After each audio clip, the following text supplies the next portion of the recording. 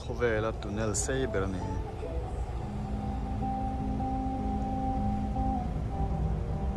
sei chakop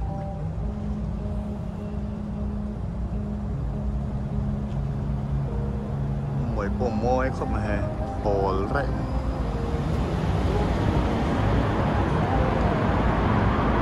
đây là khó cái room tây long làm một to local chưa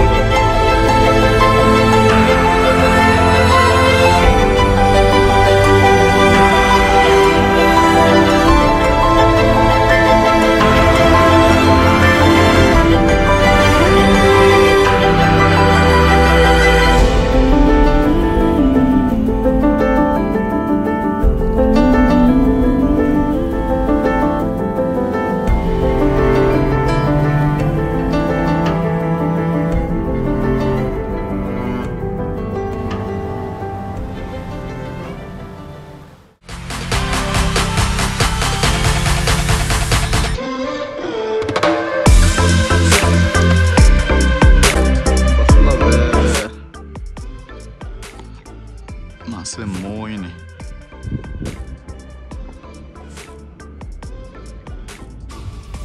môi tệ đấy em trong việc khát lon ha nha đó có khát về cái lon đó chân về kinh chép đó đó có li đó có riết về lon chỉ là nó còn là cái mong đón cái sự đó dễ bằng số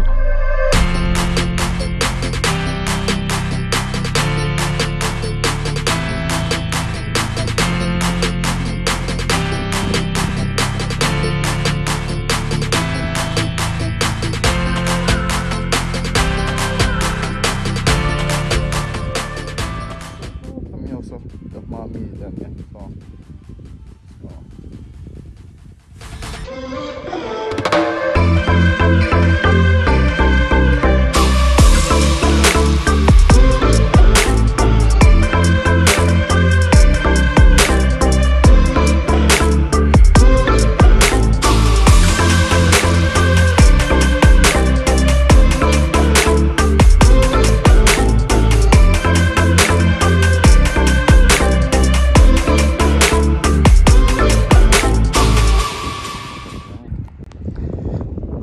tao trang son nhà gần đâu luôn kì nhưng trong hàng hoàn thiện cái chân bị ống nổ lọc kỹ lại trang khi này gần lòn từ trên cột chân lòn to anh một thấy lâu phải lâu á thuy rầm khóp mày